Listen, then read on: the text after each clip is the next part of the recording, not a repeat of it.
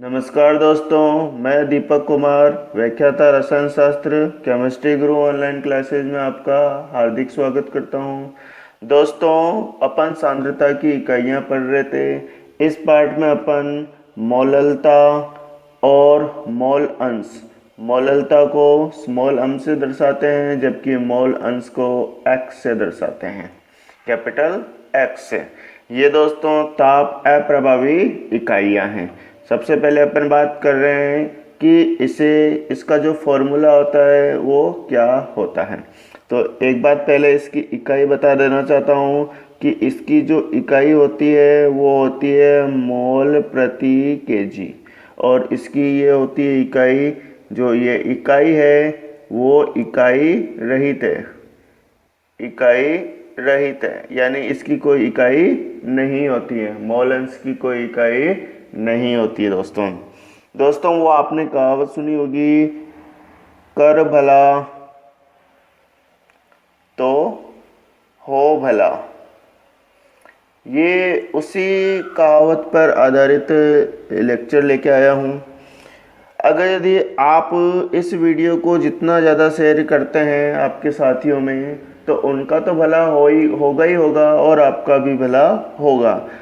तो दोस्तों, आप ज़्यादा से ज़्यादा इस वीडियो को अपने दोस्तों के साथ शेयर किया करें। चलो देखते हैं दोस्तों, सबसे पहले अपन बात करते हैं मोललता के बारे में। मोललता, ठीक है ना।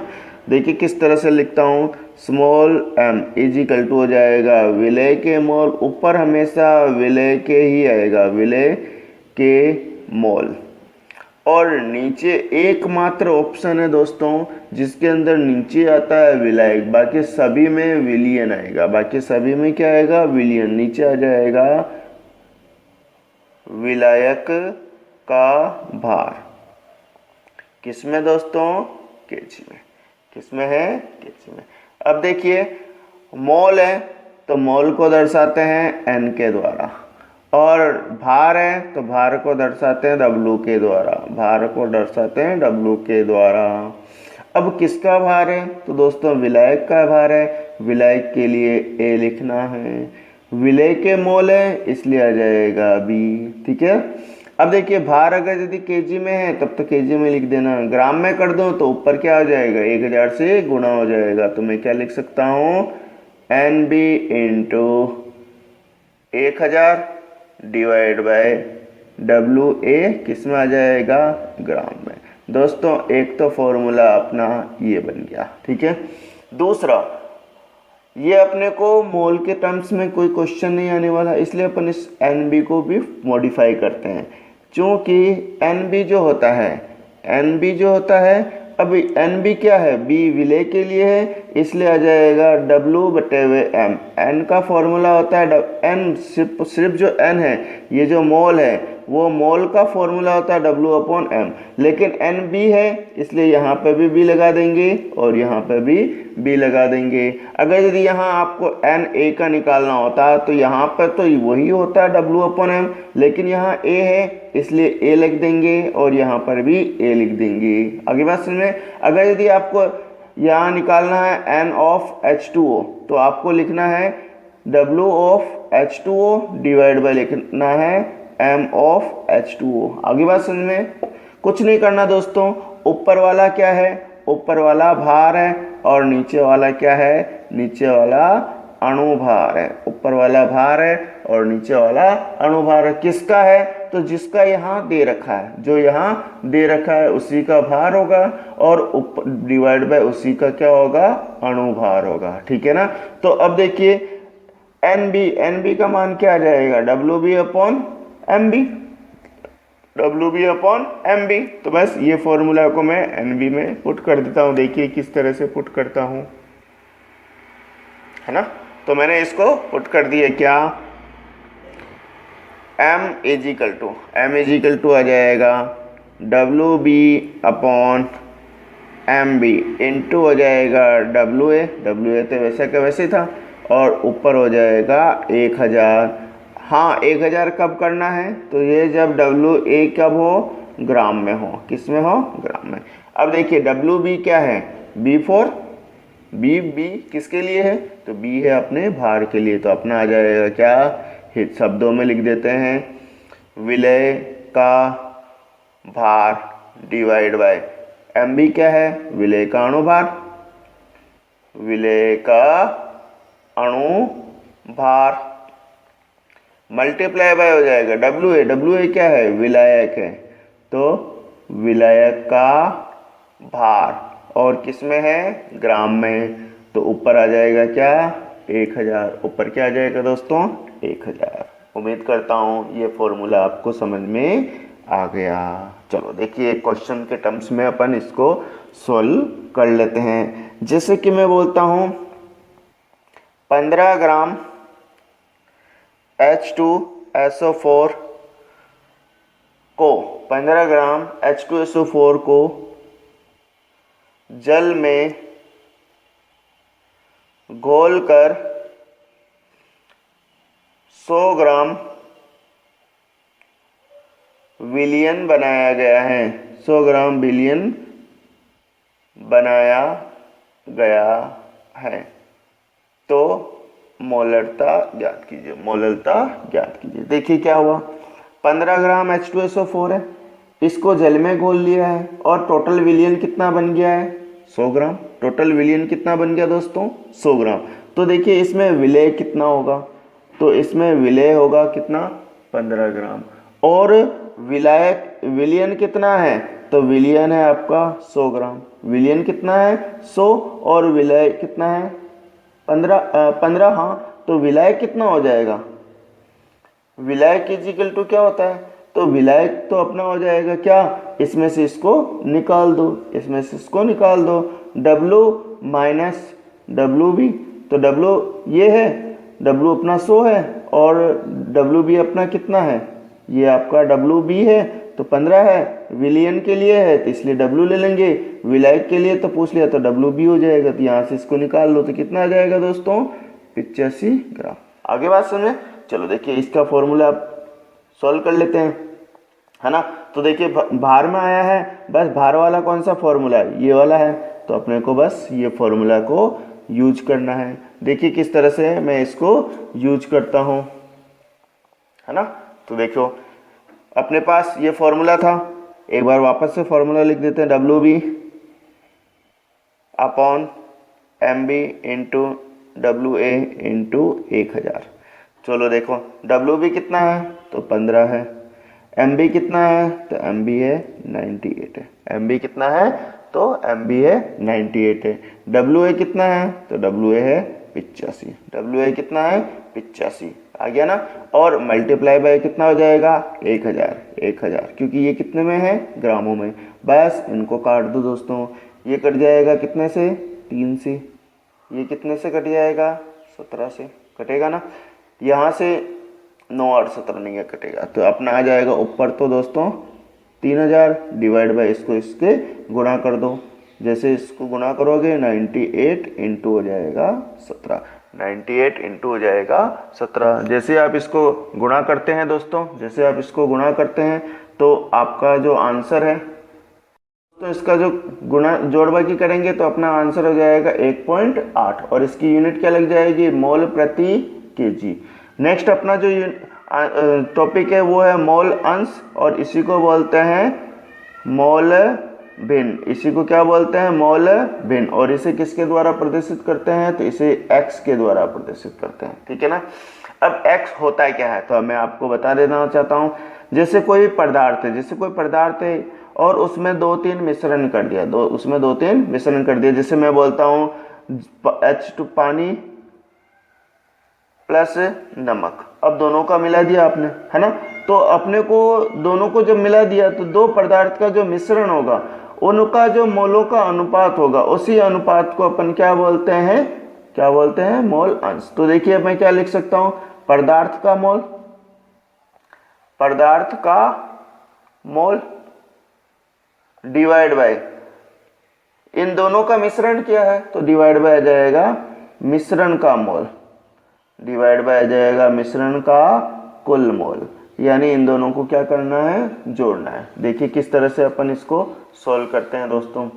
तो सबसे पहले मैं लिख रहा हूं सबसे पहले मैं लिख रहा हूँ, जैसे आपने इन दोनों को जोड़ा था तो मैं पानी को तो मैं लिख देता हूँ H2O और नमक को लिख देता हूँ NaCl। दोस्तों साइंटिफिक भाषा में इसी पैटर्न में बोलते हैं NaCl। देखिए किस तरह से अपन इसको सोल्व करते हैं। मैंने हाँ इसका प्रदर्शित x से प्रदर्शित कर रहे हैं और सबसे पहले मुझे निकालना जल का मोल। तो देखिए जल का मोल के लिए क्या करूँगा, H2O, x of H2, x के बेस में आ जाएगा, x के क्या आ जाएगा, बेस में आ जाएगा H2O इजिकल टू आ जाएगा पदार्थ का मोल, तो यानी आ जाएगा H2O का मोल, H2O का मोल, और डिवाइड बाय आ जाएगा क्या, तो कुल मोल है, तो कुल मोल किसका होगा, पानी प्लस नमक, तो आ जाएगा H2O का मोल प्लस NaCl का मोल। ये इसका फॉर्मूला हो जाएगा दोस्तों। देखिए किस तरह से लिखते हैं, मोल को n से प्रदर्शित करते हैं, तो मैं लिखूंगा क्या,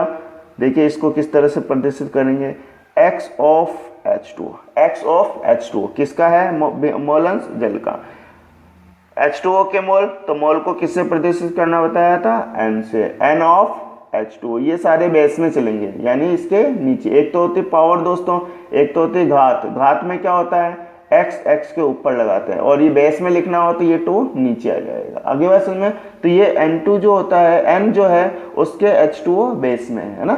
चलो देखिए फिर क्या है, H2O के मोल, तो आ जाएगा n ऑफ H2O प्लस क्या आ जाएगा, NaCl का मोल, तो n ऑफ NaCl।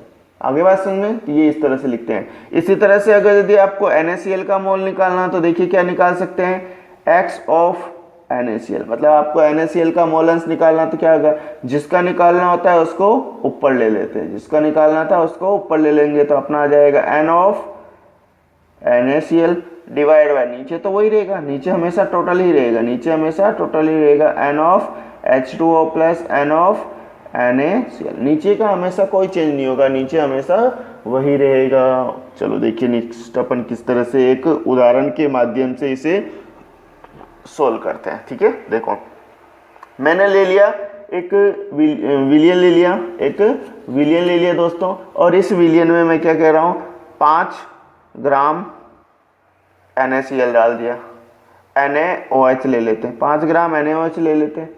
उसके बाद उसमें डाल दिया मैंने 45 ग्राम H2O डाल दिया, 5 ग्राम NaOH को 45 ग्राम जल में घोल दिया। ठीक है, अब इन दोनों का मिश्रण है, तो इन दोनों का अपने को क्या करना है, मोल अंश निकालना है। इन दोनों का अपने को क्या निकालना दोस्तों, मोल अंश निकालना। देखिए अपन किस तरह से निकालते हैं, दिख रहा ना, देखिए अपन किस तरह से इसको निकालते हैं। तो सबसे पहले अपन बात कर रहे हैं मिश्रण में। अपन ने मिश्रण में क्या बनाया, मिश्रण में अपन ने लिया 5 ग्राम NaOH प्लस लिया 45 ग्राम H2O, दोनों मिला करके कितना हो जाएंगे, 50 ग्राम, है ना।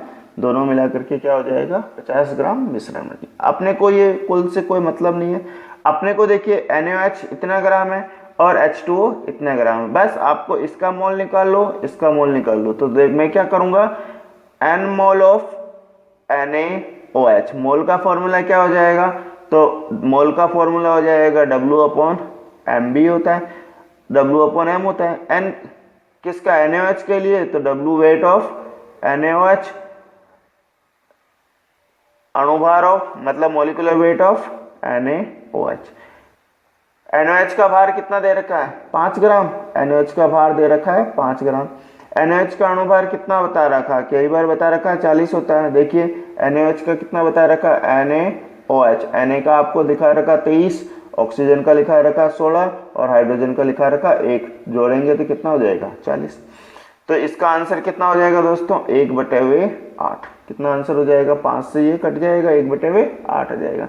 इसी तरह से अगर यदि मैं n ऑफ H2O निकालूं तो क्या होगा, n ऑफ H2O, तो आपका आंसर हो जाएगा क्या, weight of H2O divide by molecular weight of H2।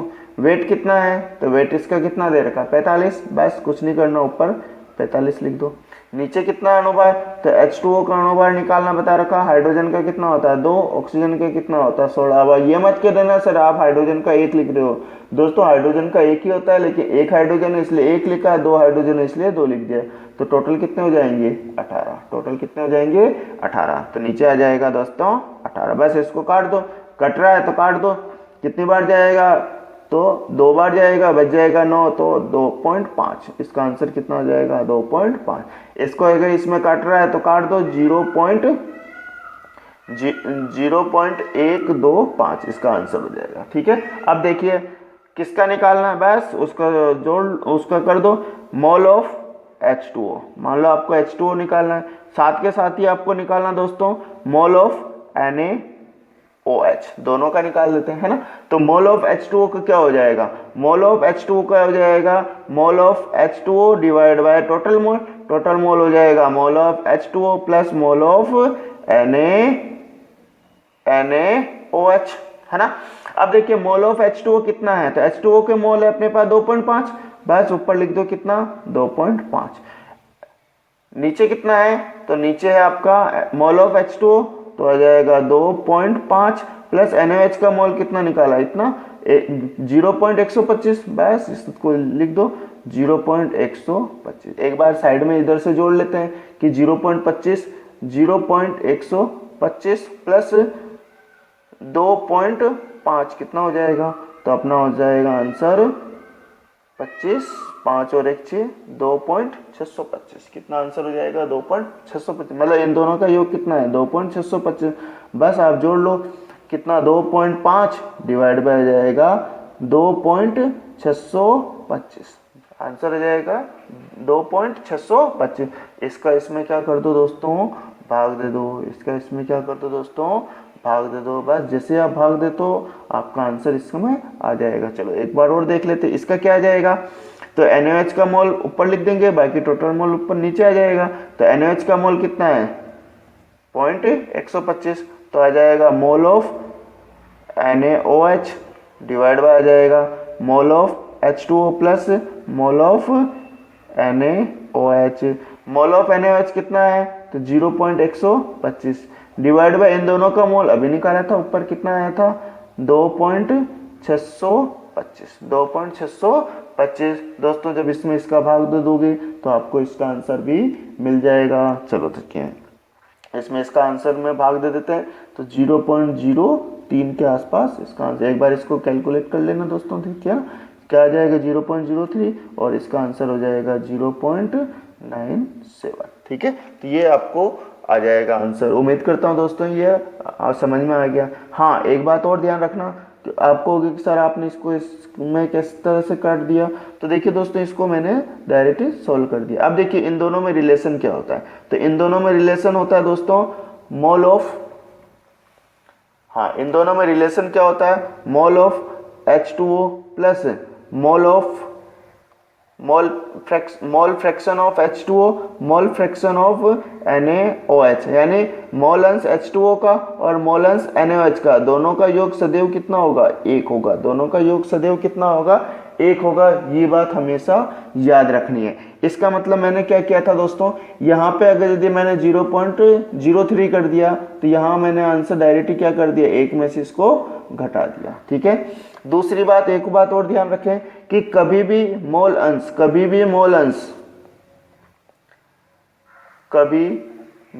मोल अंश यानी x का मान या उनके सभी मानों का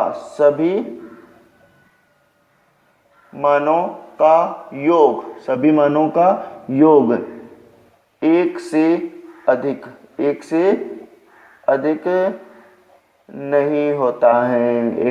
नहीं होता है, ये बात आपको याद रखनी है। चलो दोस्तों अब मैं आपको एक बहुत ही इंपॉर्टेंट क्वेश्चन के माध्यम से सारी चीजें बताने वाला हूं।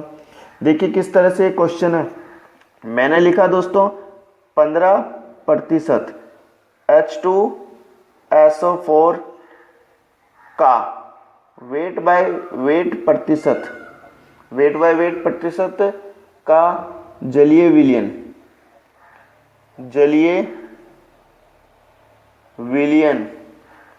का घनत्व 1.2 ग्राम प्रति ml है। मतलब 15% वेट बाय वेट का H2SO4 का क्या है, जलीय विलयन है।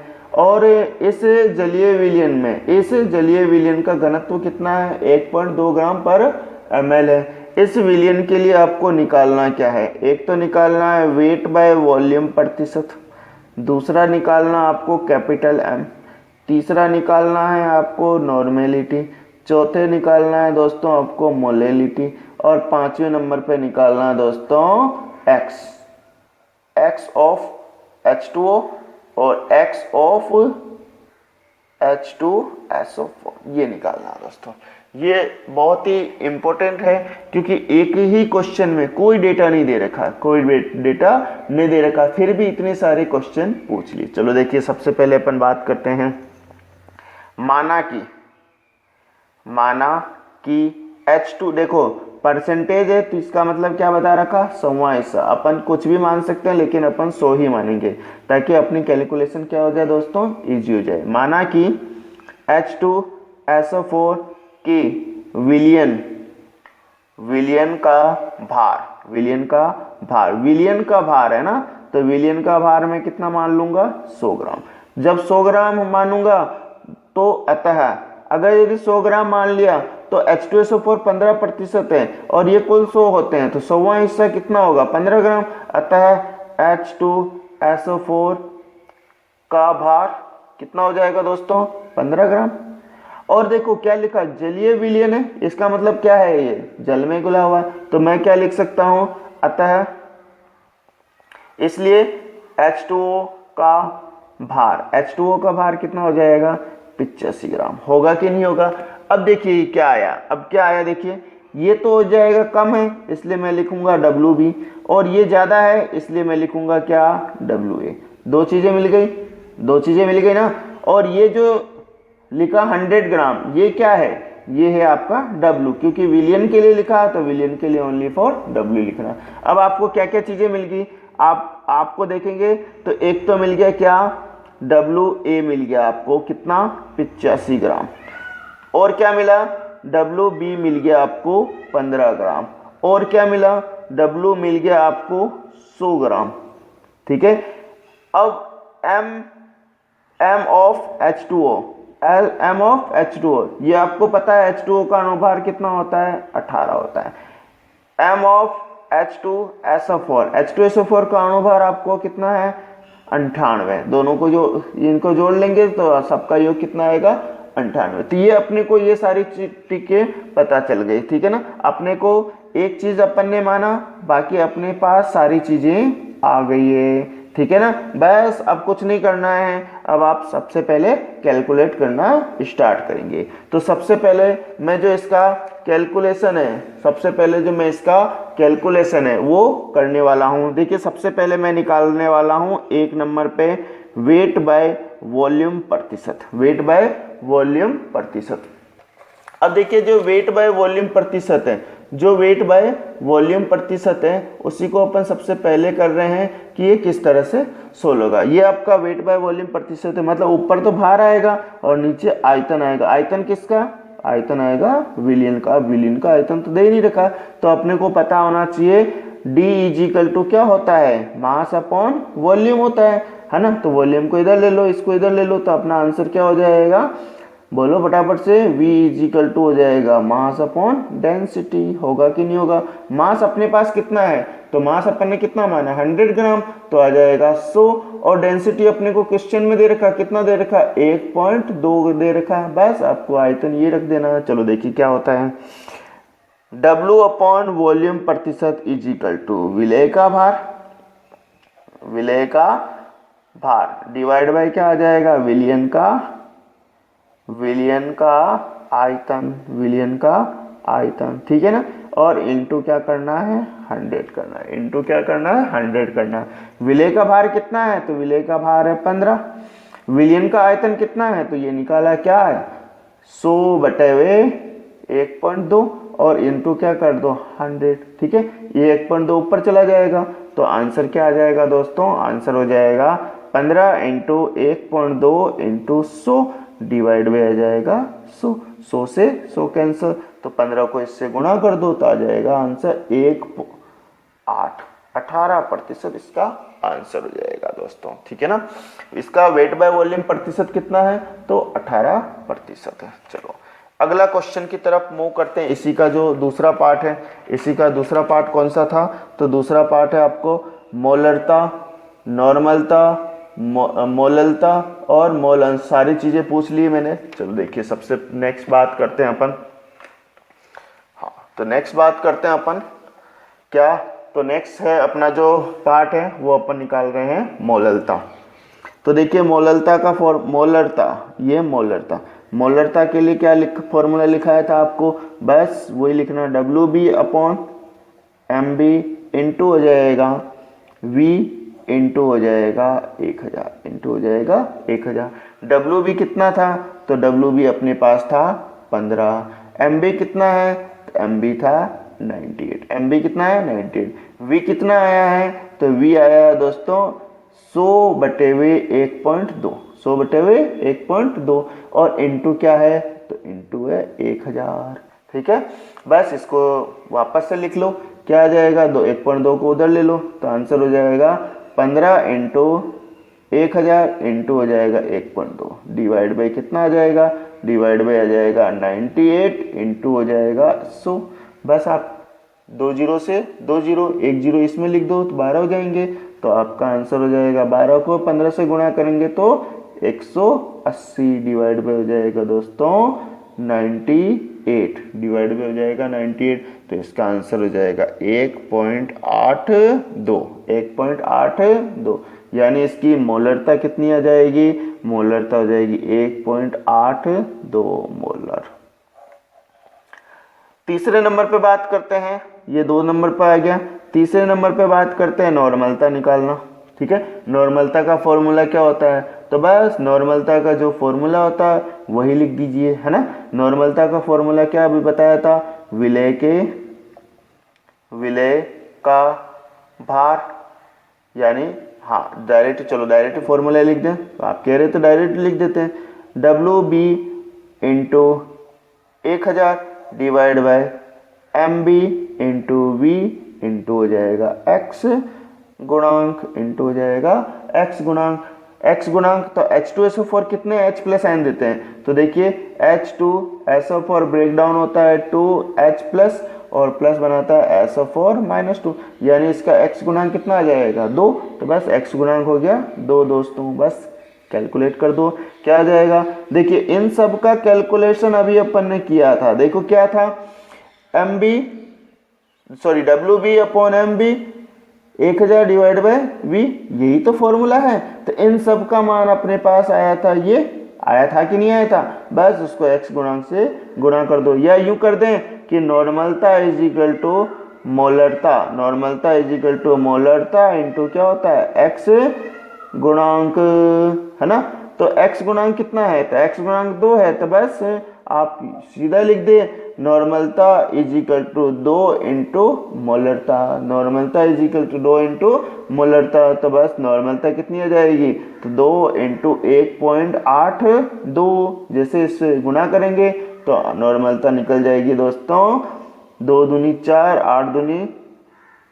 8 दूनी 16 और 2 एकम 2 और 1 3, तो आपका आंसर हो जाएगा, आंसर कितना हो जाएगा 3.64, इसकी नॉर्मेलिटी निकल जाएगी। चलो तीसरे नंबर पे चलते हैं अपन, क्या तीसरे नंबर पे आ जाते हैं अपन वापस से मोललता पे, चौथे नंबर पे आ जाएंगे मोललता, 4 नंबर पे आ जाएगा मोललता। मोललता का फॉर्मूला क्या है, तो बस WB/MB इंटू WA और मल्टीप्लाई भी कर दो 1000 से। ठीक है, MB कितना है, तो MB आपके पास WB कितना है 15, MB कितना है 98, WA कितना है, तो WA है आपका 85, और ये कितना है, तो ये है आपका 1000, ये है आपका 1000। जैसे आप इसको कैलकुलेट करते हैं, जैसे आप इसको कैलकुलेट करते हैं, अभी मैंने मौलिकता वाले क्वेश्चन में यही क्वेश्चन करवाया था दोस्तों, पीछे इसका कैलकुलेशन देखें तो इसका आंसर हो जाएगा 1.8। इसका आंसर कितना हो जाएगा 1.8। चलो नेक्स्ट अपन बात करते हैं 5वें नंबर पे। 5वें नंबर पे लिखते हैं mole fraction of H2, mole fraction of H2 है ना, और दूसरा आ जाएगा मोल फ्रैक्शन ऑफ H2SO4। ठीक है, तो देखिए अपने पास इसका फॉर्मूला क्या है, N of H2O divide bye N of H2O plus N of H2SO4 है ना। N ऑफ H2O, तो N ऑफ H2O को H2O के मोल इधर निकाल लेते हैं, देखिए पहले H2O को मोल निकाल लेते हैं। N ऑफ H2O, तो H2O कितना था, तो H2O अपने पास 85 ग्राम था, और H2O का अणुभार कितना होता है, तो H2O का अणुभार होता है 18। बस इसको इसमें भाग दे दो, कितनी बार जाएगा, तो भाग जाएगा दोस्तों 18 चौक 72, 18 पंचे कितने हो जाएंगे 90, 18 पंचे कितने हो जाएंगे 90, यानी 90 से तो ज़्यादा हो जाएगा, 90 से तो क्या हो जाएगा दोस्तों, ये ज़्यादा हो जाएगा, तो अपना आंसर इतना नहीं आने वाला है ना। तो जैसे अपन इसको सॉल्व करेंगे तो इसका जो आंसर आने वाला है, एक बार अपन इसको यही रखते हैं, ठीक है। Mole of H2SO4, mole of H2SO4 कितना आ जाएगा, तो H2SO4 कितना है 15 ग्राम, H2SO4 कितना है 15 ग्राम, और इसका अणुभार कितना होता है 98। इसका अणुभार कितना होता है दोस्तों 98 होता है। बस ये वैल्यू आपको इसी के अंदर रखनी है। देखो क्या आ जाएगा, जब आप इसकी वैल्यू इसमें रखते हैं तो क्या आंसर आ जाएगा, N of H2O, N of H2O ये आपके पूरा आ जाएगा। तो अपन देखें N ऑफ H2O कितना आ जाएगा 85 डिवाइड बाय आ जाएगा 18 divide by N of H2O, N of H2O तो यही है, तो 85 डिवाइड बाय क्या आ जाएगा 18 plus N of H2SO4, mole of H2SO4 कितना है, तो मोल ऑफ H2SO4 है 98। जब आप दोस्तों इसको सॉल्व करते हैं, जब आप इसको सॉल्व करते हैं तो आपको इसका जो आंसर है, जैसे इसको आप सॉल्व करते हैं तो इसका आंसर हो जाएगा 0.153, और इसका जो आंसर है वो आंसर हो जाएगा 0.84 ठीक है। जब आप इन सब को सॉल्व कर लेते हैं, जब आप दोस्तों इन सब को सॉल्व करते हैं तो आपका आंसर हो जाएगा 0. इसको जब ये बड़ी संख्या है ना तो आपका आंसर हो जाएगा 0.98 के आसपास, 98 इसका आंसर हो जाएगा। अब आप जैसे इसको इसमें सॉल्व करते हैं, जैसे आप इसको इसमें सोल्वते हैं x of H2SO4, x of H2SO4, जब आप x का मान ये रखते हैं तो आपको मैंने बता रखा क्या, x of H2SO4, h of H2SO4 का मान क्या होगा, तो आपको 1 minus of x of H2O कर दो, क्योंकि इन दोनों का मैंने क्या बताया था, मैंने आपको क्या ट्रिक बताई थी, x of H2O plus x of H2SO4 बराबर में कितना होता है, बराबर में 1 होता है। होता है कि नहीं होता है, जब बराबर में 1 होता है तो अपने को पता है x का मान, इसका मान पता है, तो बस एक इसको उधर, ये वैल्यू को उधर ले जाएंगे, तभी प्लस में उधर जाएगा तो क्या हो जाएगा माइनस में होगा, तो बस x of H2SO4 is equal to 1 minus of x of H2, बस इसमें से इसको निकाल देंगे तो ये वैल्यू अपने पास 0.98 आई है, तो इसको जब सॉल्व करेंगे तो आपका इसका आंसर निकल जाएगा। दोस्तों उम्मीद करता हूँ ये वीडियो आपको बहुत अच्छे से समझ में आ गया है। दोस्तों अब अपनी जो अगला पार्ट है उसमें अपन विलेयता के बारे में पढ़ने वाले हैं, विलेयता। ठीक है दोस्तों, थैंक यू।